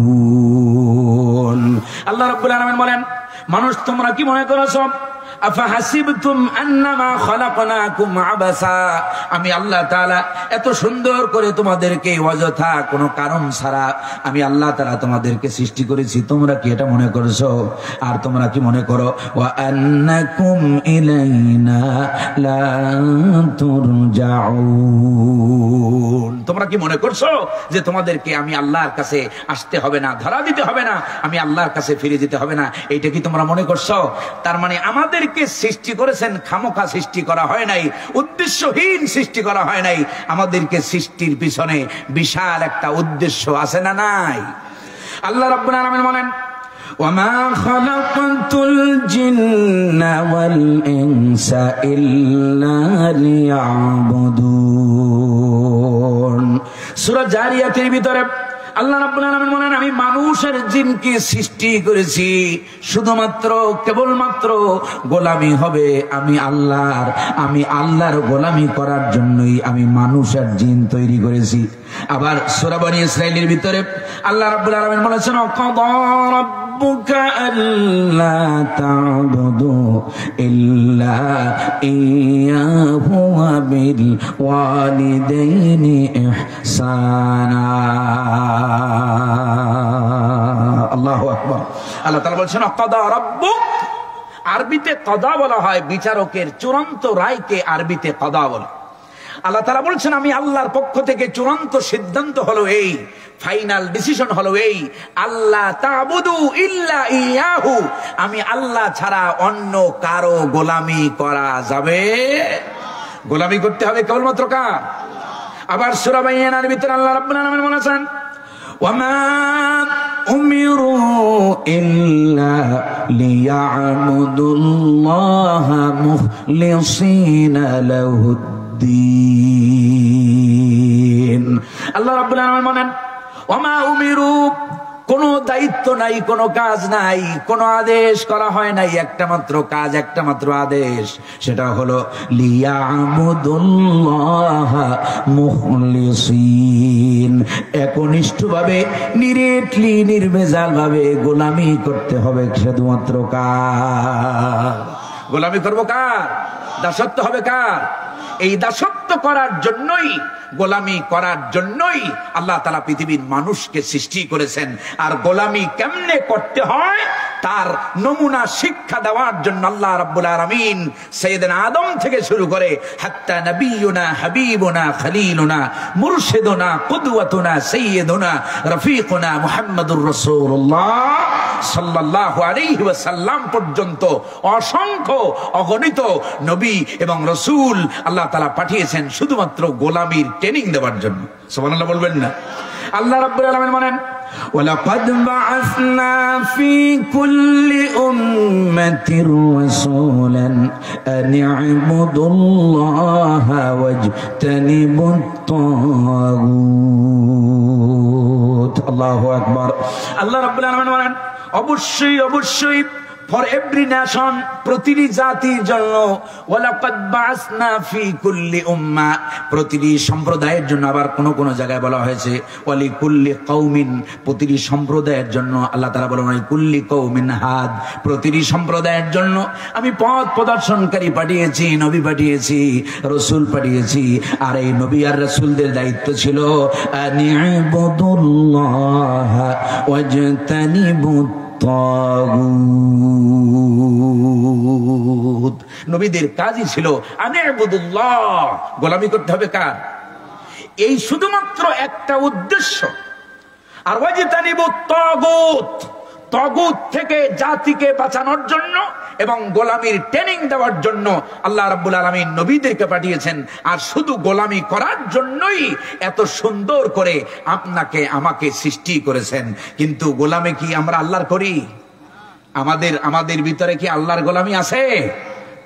জবাব দিতে আমরা পারলাম না, অনেকে জবাব বুঝতে পারে না। আপনার আমার ভাষা বুঝতে কষ্ট হয় আপনাদের? আমাদের ব্যক্তি জীবনে কি আল্লাহর গোলামি আছে? পরিবার জীবনে আল্লাহর গোলামি আছে? সমাজ জীবনে আল্লাহর গোলামি আছে? রাষ্ট্রীয় জীবনে আল্লাহর গোলামি আছে? ইউনিয়ন পরিষদে কি আল্লাহর কোরআনের আইন দিয়ে চলে? জেলা পরিষদ আল্লাহর কোরআনের আইন দিয়ে চলে? সংসদ ভবন আল্লাহর কোরআনের আইন দিয়ে চলে? সেক্রেটারিয়েট আল্লাহর কোরআনের আইন দিয়ে চলে? তাহলে নামাজে কিন্তু নামাজের মধ্যে দাঁড়ায়া প্রত্যেক ওয়াক্তের সময় তো ঘোষণা দিতেছেন ইয়্যাকা না'বুদু ওয়া ইয়্যাকা, ঘোষণা দেন না? দেন না? প্রতিদিন আমাদের ভিতরে প্রতিদিন রাকাতে লা সালাতা ইল্লা বিফাতিহাতিল কিতাব, প্রত্যেক রাকাতের ভিতরে সূরা ফাতিহা পড়ি। সূরা ফাতিহা ছাড়া সালাত হয় না। এই সূরা ফাতিহার ভিতরে আপনি আমি ঘোষণা দেই ইয়্যাকা না'বুদু ওয়া ইয়্যাকা নাস্তাঈন। আল্লাহু আকবার। আল্লাহর সামনে দাঁড়ায় বলতেছি ইয়্যাকা, কি কা? ইয়্যাকা, শুধুমাত্র কেবলমাত্র তোমারই গোলামি করি। এখানে শিক্ষকগণ আছেন, প্রফেসর আছেন কলেজের, তোমারই গোলামি করি। তাগিদ দিয়ে বলতেছি আল্লাহ শুধুমাত্র গোলামি করি কার? যেই বান্দারা নামাজের মধ্যে দাঁড়ায়, যে ইমাম সাহেব নামাজের মধ্যে সুন্দর করে সুললিত কণ্ঠে ইয়্যাকা না'বুদু ওয়া ইয়্যাকা নাস্তাঈন বলে ঘোষণা দিল, ওই আপনাদের সাধারণদের কথা বাদ দেই, ওই ইমাম মসজিদ থেকে বের হইয়াই আল্লাহর গোলামির ঘোষণা মসজিদে দিয়া, মসজিদ থেকে বের হইয়া সভাপতিরে দৈরা কয়, সভাপতি সাহেব আপনি যদি আমারে না দেখেন দেখবে কে? ঠিক কিনা? আপনি যদি আমারে না দেখেন। এই হলো আমাদের ইমামদের চিন্তা। সকল ইমাম না, কিছু ইমাম আছে ব্যক্তিত্ব সম্পন্ন, শাখসিয়ত, ইমানদার। ইমান আনার সঙ্গে সঙ্গে তার ভিতরে পার্সোনালিটি জাগ্রত হতে হবে। দুনিয়ার টাকা পয়সার কাছে, হাবিজাবির কাছে মাথা নত করবে না, কারণ জানে ইয়্যাকা না'বুদু, গোলামি করব কেবলমাত্র কার? আর গোলামিটা যদি আল্লাহর করার মতো করা যায় তাহলে গোটা দুনিয়া তোমার সামনে নত করে দিবেন কে? ওয়াদা কার? আল্লাহ রাব্বুল আলামিন বলেছেন আমাদের মেহমান পড়েছিলেন আয়াতে কারিমা, ওয়ালাউ আন্না আহলাল কুরা আমানু ওয়াত্তাকাউ লাফাতাহনা আলাইহিম বারাকাতিম মিনাস সামাই ওয়াল আরদ। লক্ষ্য করেন আল্লাহ রাব্বুল আলামিন বলেন লাউহুল হুরুফে শারতিয়া। আল্লাহ রাব্বুল আলামিন বলেন যদি লাউ আন্না আহলাল কুরা, এই জনপদের লোকেরা যদি ঈমান আনে আর ওয়াত্তাকাও, আমি আল্লাহকে ভয় করার মতো যদি করে, তাকওয়া অবলম্বন আমি যেভাবে করতে বলেছি, হাক্কা তুকাতিহি, আমি আল্লাহ যেভাবে ভয় করতে বলেছি ওইভাবে যদি কেউ আমি আল্লাহরে ভয় করে, আমি আল্লাহ ওয়াদা দিলাম, কথা দিলাম, আমি আল্লাহ তাআলা লাফাতাহনা আলাইহিম বারাকাতিম মিনাস সামা আকাশ আর জমিনের সমস্ত বরকতের দরজাগুলো আমি আল্লাহ খুলে দেব। সুবহানাল্লাহ। এখন এই বরকতের দরজা খুলে দিবেন কাদের জন্য? কাদের জন্য খুলে দিবেন? যারা সত্যিকার অর্থে ঈমানদার, যারা সত্যিকার অর্থে এক আল্লাহ বিশ্বাসী, যারা এক আল্লাহর উপরে ভরসাকারী, আল্লাহ ছাড়া অন্য কাউকে রিজিকের মালিক মনে করে। রিজিকের মালিক কে? এখন শুধু বললে হবে না যে রিজিকের মালিক আল্লাহ, আল্লাহ খাওয়াবে, কিন্তু বাস্তবতা দেখায় আরেক জায়গায় যাই হাত পাতে, আছে না? ইমানের সাথে ইস্তেকামাত লাগবে। ইমানের সাথে কি লাগবে? কারণ আল্লাহ তাআলা বলেছেন ইন্নাল্লাযীনা ক্বালু রাব্বুনাল্লাহু সুম্মা ইসতাকামু তাতানাজ্জালু আলাইহিমুল মালাঈকাতু আল্লা তাখাফু ওয়া লা তাহজানু ওয়া আবশিরু বিল জান্নাতিল্লাতী কুনতুম তুআদুন। আল্লাহু আকবার। কষ্ট হইতেছে আপনাদের? খারাপ লাগতেছে? কোরআন শুনতে ইমানদারদের খারাপ লাগার কথা নয়।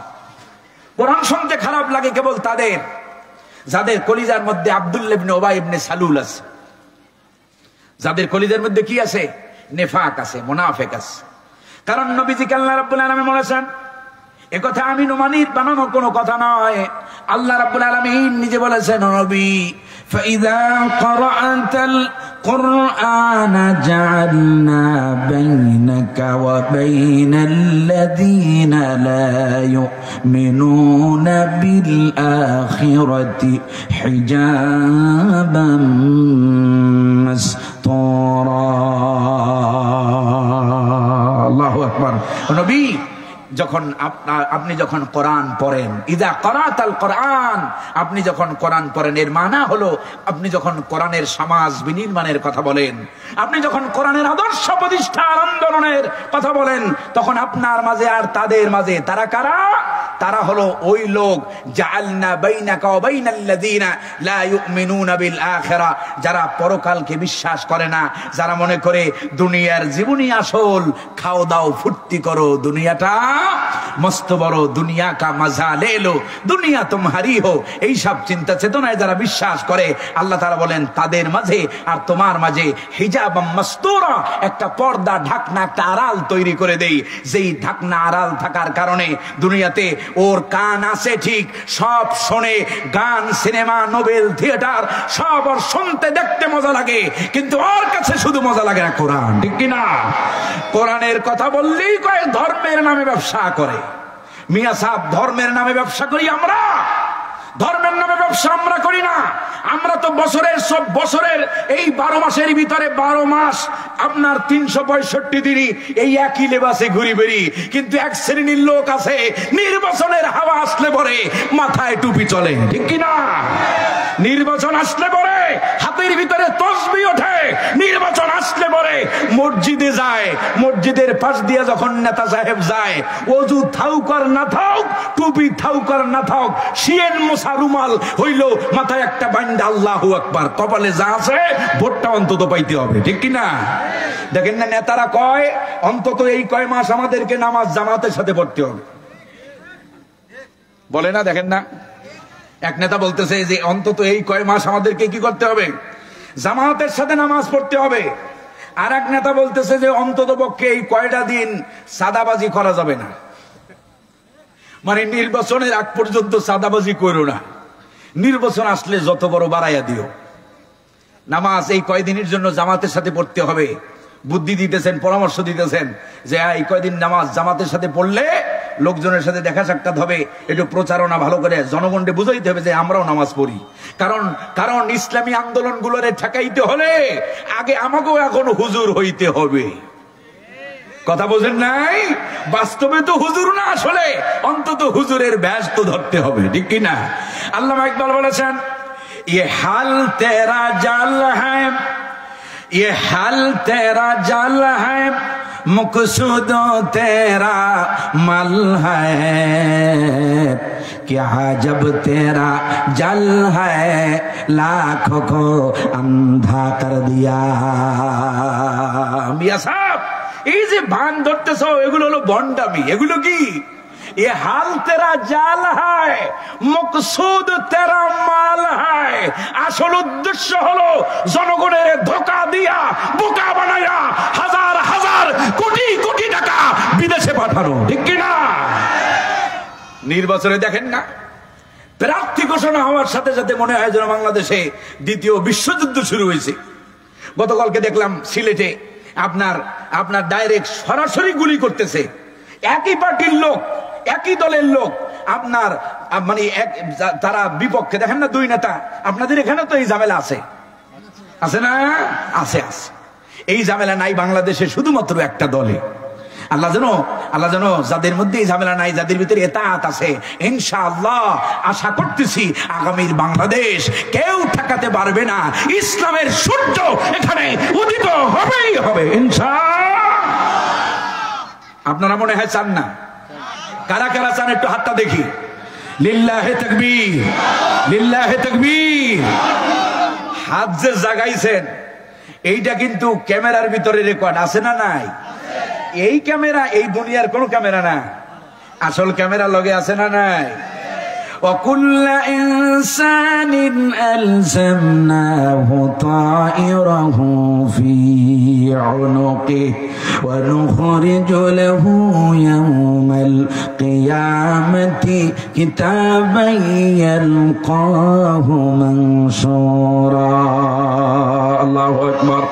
আল্লাহ রাব্বুল আলামিন বলেন, বান্দারে, প্রতিটি বান্দার ঘাড়ের সাথে আমি আল্লাহ রাব্বুল আলামিন এমন ঘুটলি, এমন ক্যামেরা সেট করে দিয়েছি বান্দা, এমন ঘুটলি লটকায়া দিছি, যা করো দুনিয়াতে, যা করো সকালে সন্ধ্যায় দিনে রাতে 24 ঘন্টা 24 hours in every moment, in every second of your life.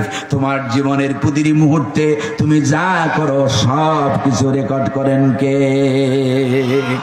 হাত কারা কারা জাগাইছেন সব আল্লাহর কাছে রেকর্ড আছে না নাই? এবার সিলটা যদি উল্টা জায়গায় মারেন তাও ধরা খাবেন না? খাবেন না।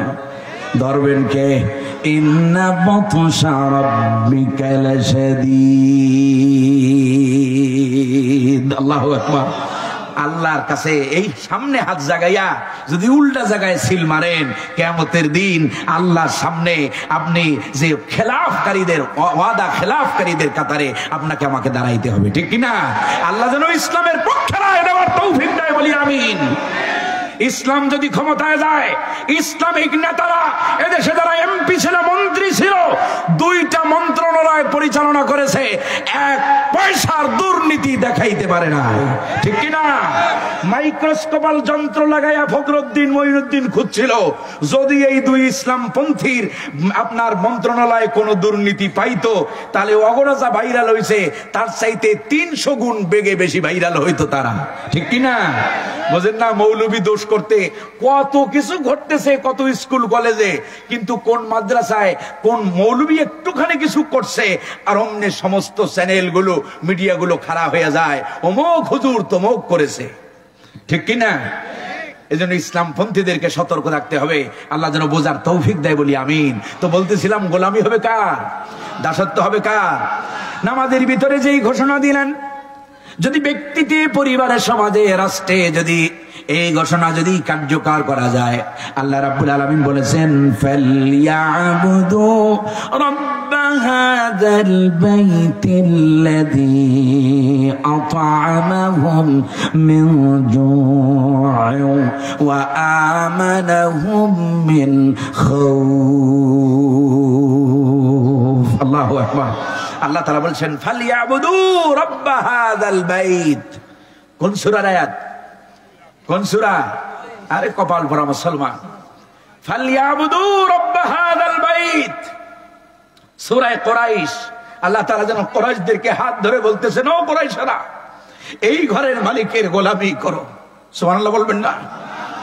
এই ঘরের মালিকের গোলামি যদি করো, তাহলে এই ঘরের মালিক তোমাদেরকে দুইটা গ্যারান্টি দিতেছে।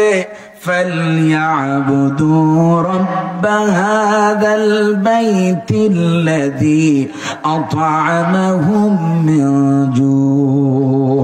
যদি এই ঘরের মালিকের গোলামি পুঙ্খানুপুঙ্খ করতে পারো, তাহলে শোনো, ক্ষুধার সময় তিনি আল্লাহ তোমার খাবারের রিজিকের ব্যবস্থা করবে। সুবহানাল্লাহ। আর 2 নাম্বার, ওয়া আমানাহুম মিন খাউফ। যদি গোলামিটা আমি আল্লাহর করতে পারো, তাহলে শোনো, দুনিয়ার জাগতিক এবং পরলৌকিক, দুনিয়ার আর পরকালের কোনো ভয় তোমার থাকবে না। দুনিয়ার কোনো পরাশক্তি তোমার কোনো ক্ষতি করতে পারবে না। আজকে আফগানিস্তানের দিকে তাকান। আফগানিস্তানের পররাষ্ট্রমন্ত্রী দিল্লিতে সফর করতেছে। বাংলাদেশের মন্ত্রী এমপিরা, হাসিনার মন্ত্রী এমপিরা তো কিছু কিছু ঘটলেই, মৌলবীরা কিছু করলেই কত দেশটারে, হুজুররা দেশটারে আফগানিস্তান বানায় দেবে। এখনো এমনকি এখনো যারা রাজনৈতিক বড় দল বলে যারা দাবি করে, আফগানিস্তানের কথাটা কেউ বললে পরে তাদের দিকে টেরা নজরে তাকায়, ঠিক কিনা?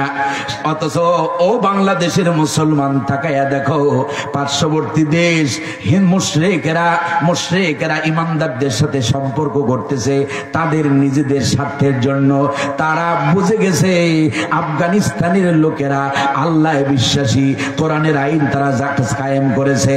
যেভাবে এই 3-4 বছরে তারা সফল হয়েছে, না জানি দুনিয়ার কোন বড় বড় পরাশক্তিতে পরিণত হয়। সুতরাং আমরা যদি সম্পর্ক রক্ষা করতে পারি, আমরাও আমাদের স্বার্থ উদ্ধার করতে পারবো, ঠিক কিনা?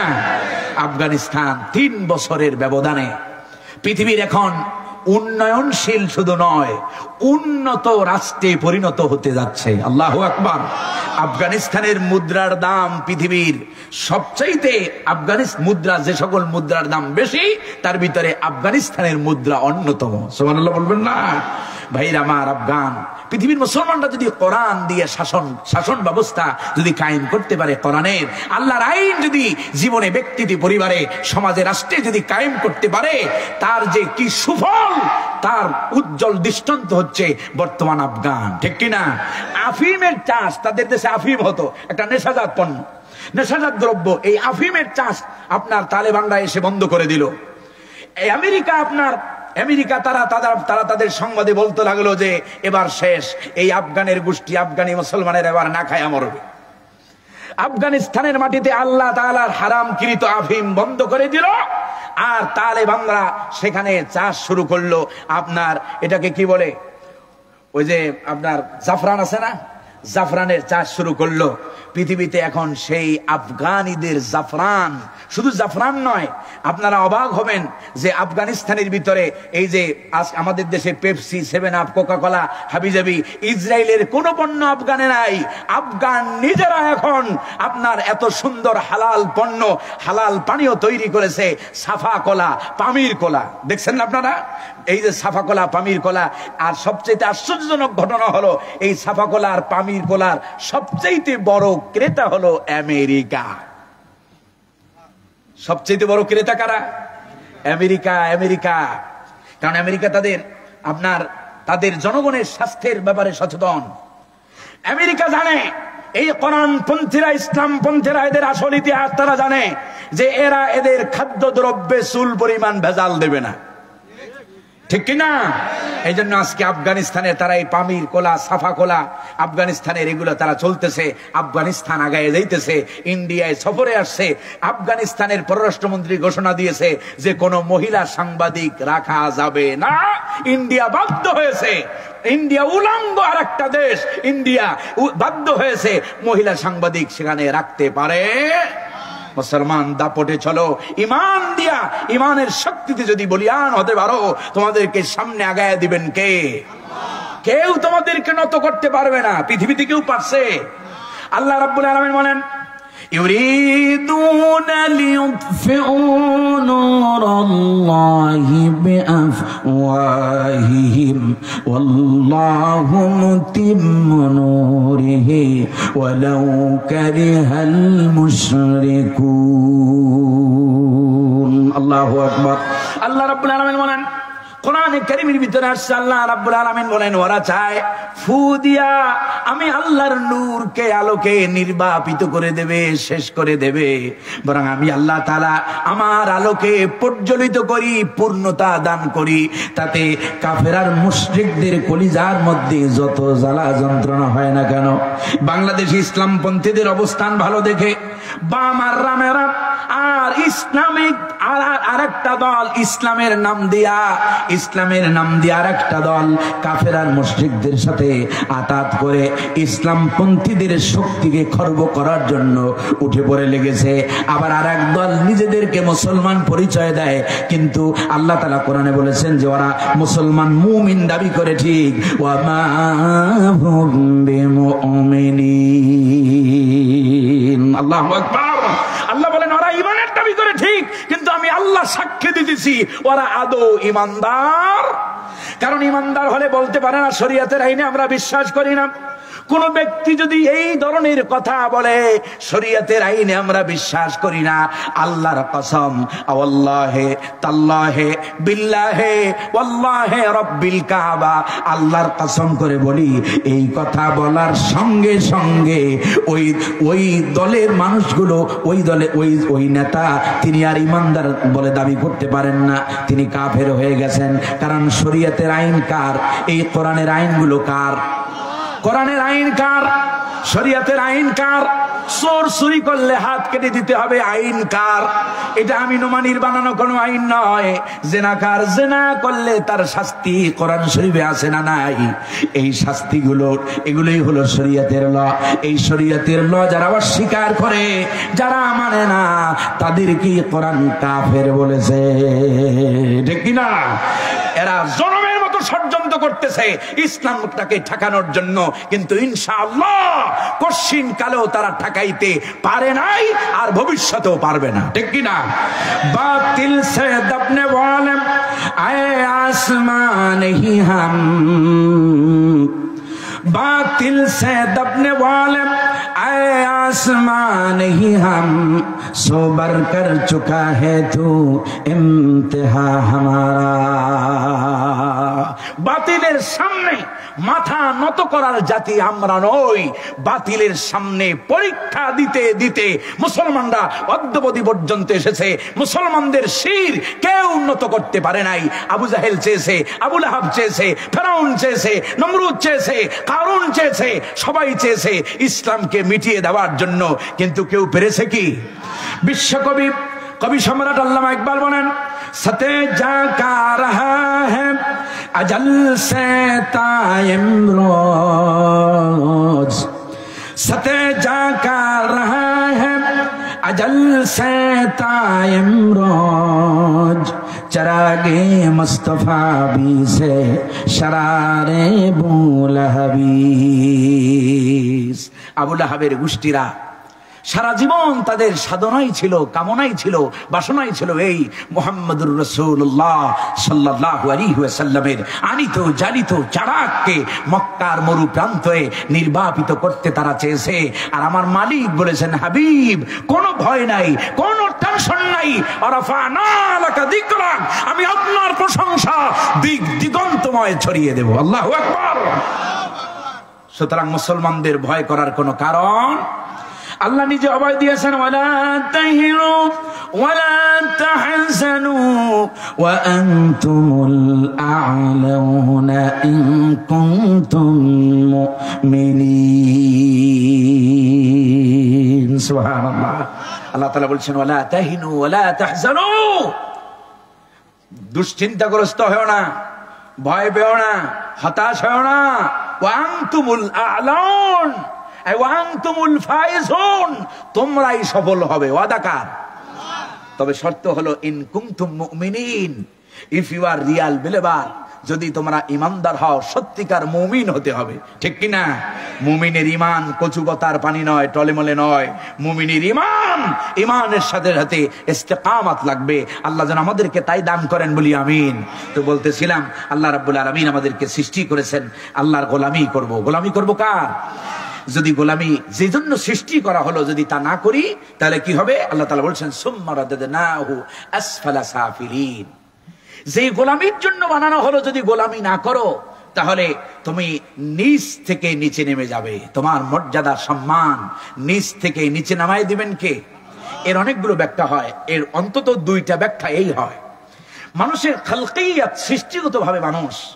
মনে করেন ছোট্ট একটা বাচ্চা যখন জন্ম নেয় জন্ম নেওয়ার পর থেকে ধরে 2 বছর 3 বছর মা বাবা আত্মীয় স্বজন তারা কি আদর যত্ন করে এই বাচ্চারা যখন 10 বছর যখন এই 2 বছরের বাচ্চা যখন 10 বছর 11 বছরে পৌঁছে তখন কিন্তু আর তারে আগের মতো চুমা দেয় না দেয় দিতে সংকোচ বোধ করে আবার এই বাচ্চাটার ভিতরে পরিবর্তন আসে ছোট সময় এই 9-10 বছরের সময় নাদুস নুদুস থাকে দেখতে শুনতে খুব ভালো লাগে কিন্তু যখন সে আস্তে আস্তে বয়সের একটা প্রান্তে পৌঁছে যায় যখন তার ভিতরে যৌবন আসে এরপরে যখন তার ভিতরে বার্ধক্য আসে এমন একটা পর্যায়ে পৌঁছে যায় যখন তার আর আগের মতো ক্ষমতা থাকে না খালকিয়াতগত তরজমা হলো খালকিয়াতগত ব্যাখ্যা হলো আল্লাহ তাআলা বলছেন মানুষকে আল্লাহ রাব্বুল আলামিন খালকিয়াতগত ভাবে আস্তে আস্তে নিচ থেকে নিচে নেমে যায় যৌবনে যেমন থাকে বৃদ্ধ বয়সে কি তেমন থাকে আর একটা অর্থ হলো আল্লাহ রাব্বুল ইজ্জাত ওয়াল জালাল আমাদেরকে সৃষ্টি করেছেন গোলামির জন্য সেই গোলামি যদি আমরা না করি আল্লাহর ইবাদত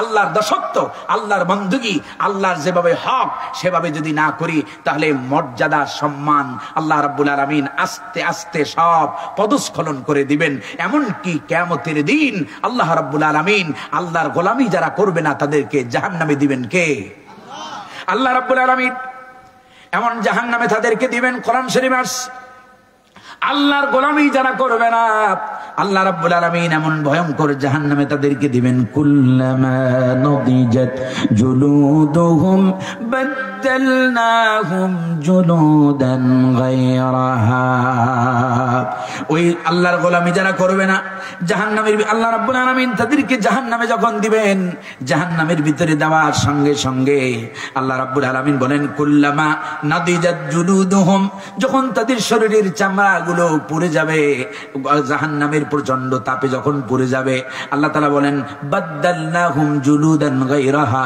নতুন করে আমি আল্লাহ আবার চামড়া তার শরীরের ভিতরে দিয়ে দেব যাতে দুনিয়াতে আল্লাহর গোলামি না করে যারা মানুষ হইয়া মানুষের পূজা করেছো মানুষ হইয়া মানব রচিত মতবাদ ন্যাশনালিজম কমিউনিজম সেকুলারিজম সোশ্যালিজম মানুষের তৈরি করা মতবাদের পিছনে যারা দৌড়েছো স্লোগান দিয়েছো জীবন যৌবন সব যারা খোয়াইছো মানুষের তৈরি মতবাদ প্রতিষ্ঠার পিছনে আল্লাহর আইন বাস্তবায়নের পিছনে যার জীবনের শ্রম ঘাম রক্ত যার কাজে লাগে নাই আল্লাহ রাব্বুল আলামিন তাদেরকে কিয়ামতের দিন এমন জাহান্নামের আগুনে দিবেন যেই জাহান্নামের আগুনকে আল্লাহ রাব্বুল আলামিন 3000 বছর পর্যন্ত উত্তপ্ত করেছেন আর ওই আগুনে যখনই ফালানো হবে তার গোটা শরীরের চামড়াগুলো ঝলসে যাবে পুড়ে যাবে আল্লাহ বলেন যখন পুড়ে ছাই হয়ে যাবে আমি নতুন করে বাদদালনাহুম জুলুদান গায়রাহা আমি আল্লাহ নতুন করে আবার চামড়া গজায়া দেব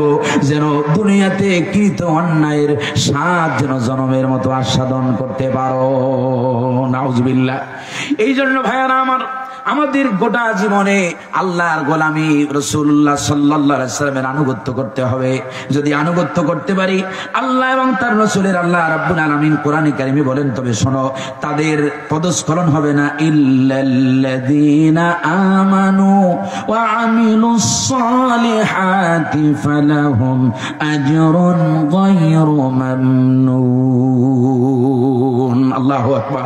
তবে না না, তাদের মর্যাদা ক্ষুণ্ণ হবে না, সম্মান নষ্ট হবে না যারা ঈমান আনবে, আমলে সালেহ করবে। ঈমান আনবে আর কি করবে?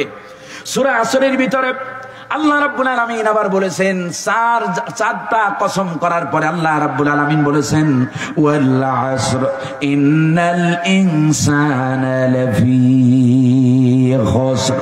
সময়ের কসম, যুগের কসম, ইতিহাসের কসম, সালাতুল আসরের কসম আল্লাহ রাব্বুল আলামিন করে এরপর আল্লাহ তাআলা বলছেন তামাম পৃথিবীর মানুষ ক্ষতিগ্রস্ত, তবে ক্ষতিগ্রস্ত হবে না তারা ইল্লাল্লাযীনা আমানু ওয়া আমিলুস সালিহাতি ওয়া তাওয়াসাউ বিল হাক্কি ওয়া তাওয়াসাউ বিস সাবর। আল্লাহু আকবার। এখানে দুইটা, তার মানে হলো পরকালীন সফলতার জন্য ঈমান লাগবে, আমলে সালেহ লাগবে। আর সূরা আসর অনুযায়ী 3 নম্বর গুণ হলো তাসাউবিল হক, পরস্পরকে হকের দাওয়াত দিতে হবে। কারণ এই হকের দাওয়াত দেওয়ার জন্যই আল্লাহ রাব্বুল আলামিন আপনাকে আমাকে সৃষ্টি করেছেন বলে কোরআনে ঘোষণা এসেছে। আল্লাহ রাব্বুল আলামিন বলেন কুনতুম খায়রা উম্মাতিন উখরিজাত লিন-নাসি তা'মুরুনা বিল মা'রুফ ওয়া তানহাউনা আনিল মুনকার। আল্লাহু আকবার। আল্লাহ তাআলা বলেন তোমরা হলে উত্তম জাতি, তোমাদেরকে মানবতার কল্যাণের জন্য তোমাদেরকে সৃষ্টি করা হয়েছে। মানবতার কল্যাণ কেমনে হবে? যদি দুইটা কাজ করো, একটা হলো তা'মুরুনা বিল মা'রুফ, সৎ কাজের আদেশ যদি তোমরা দাও, আর 2 নম্বর যদি মানুষদেরকে ওয়া তানহাউনা আনিল মুনকার, অন্যায় থেকে যদি বাধা দাও, এর মাধ্যমে মানুষের কল্যাণ হবে। এটাকেই বলে তাসাউবিল হক। আর এই হকের কাজ করতে গেলে যখন বাধা আসবে, নানান বিপত্তি আসবে, জেল আসতে পারে, জরিমানা আসতে পারে। নবীজির মতো শিবে আবি তালেব নবীজি আমার জেল খেটেছেন 3 বছর। কত বছর? আর আমাদের দেশের এক শ্রেণীর লোকেরা, আল্লামা দেলাওয়ার হোসেন সাইদি যখন জেলখানায়, এক শ্রেণীর মৌলভী নামের কলঙ্ক, তারা বলতো কয় অন্যায় করছে বলেই তো জেলখানায়। বলছে না? এক শ্রেণীর মৌলভীরা বলছে। আজকেও সেই মৌলভীরাই উল্টাপাল্টা ফতুয়া দেয় ইসলামী আন্দোলনের বিরুদ্ধে। ইসলামী আন্দোলন করতে হইবে, তোমাদের থেকে ফতুয়া নিয়া এমন দুর্দশা ইসলামী আন্দোলনের জীবনে আসে নাই, ঠিক কিনা?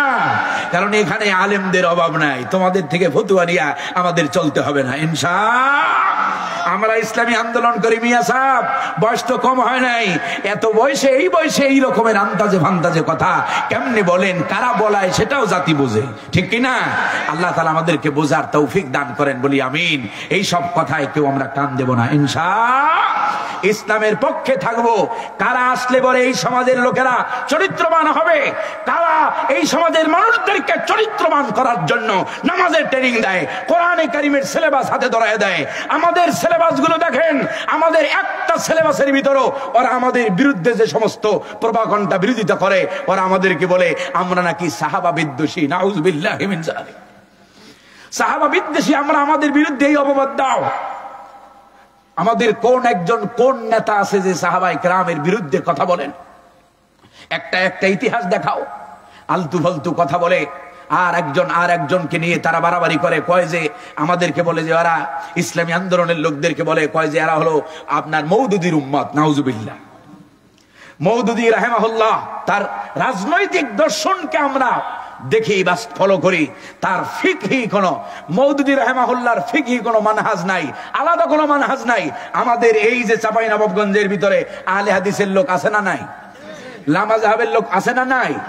এবারে হানাফি বলি, অন্যান্য মাযহাব বলি, সুন্নি বলি, এবারে জায়গায় বলি না কেন, সকল ধরনের লোক ইসলামী আন্দোলনে আছে না নাই? আমরা কেউ কাউরে বাধা দেই? সম্মানিত হাজিরিন, তবে এগুলো যারা প্রচারণা চালায়, এদের উদ্দেশ্য হলো ওই যে আপনার দিল্লিকে খুশি করা, এছাড়া আর কিছু নয়। আর বাংলাদেশে থাকা মুনাফিকদেরকে খুশি করার জন্যই মাঝে মাঝে এই সব ফতুয়া ডেলিভারি করে। তবে আল্লাহর কসম, আমার এই জাতি সচেতন হয়ে গেছে। বিগত 54 বছর আমাদের এই জাতি বুঝেছে কারা সত্যিকার এ জাতির কল্যাণকামী, ঠিক কিনা? আল্লাহ যেন বোঝার তৌফিক দেয়, বলি আমিন। রাগ করেছেন আপনারা? কষ্ট হইতেছে আপনাদের? শেষ করে দেব। শেষ করার আগে সর্বশেষ পুরস্কার আল্লাহ কি দেবেন তা বলার আগে এই যে মাহফিলটা যুব সমাজ আমাদের যারা করেছে, কত কষ্ট করেছে, ঠিক কিনা? এই মাহফিল তার আয়োজন করেছে বলেই আপনারা এই আল্লাহর কোরআনের কথা শুনতে পেরেছেন। আমার আগে যিনি কথা বলেছেন অত্যন্ত আপনাদের অঞ্চলের তরুণ বক্তা মাওলানা আবু সাইদ আরিফ চমৎকার আলোচনা করতেছিলেন, আমি শুনতেছিলাম, অল্প একটু সময় পাইছি শোনার। আল্লাহ তাআলা তাকে কবুল করেন বলি আমিন। সম্মানিত উপস্থিতি, এই মাহফিলটা করতে গিয়ে আমাদের এই ছেলেরা ঋণগ্রস্ত থাকুক, এটা কি আপনারা চান? এটা কি আপনারা চান? আমি বেশি কষ্ট আপনাদেরকে দেব না, আমি তো কালেকশনের বক্তাও নই, আমি কালেকশন করতেও পারি না, এই অভিজ্ঞতা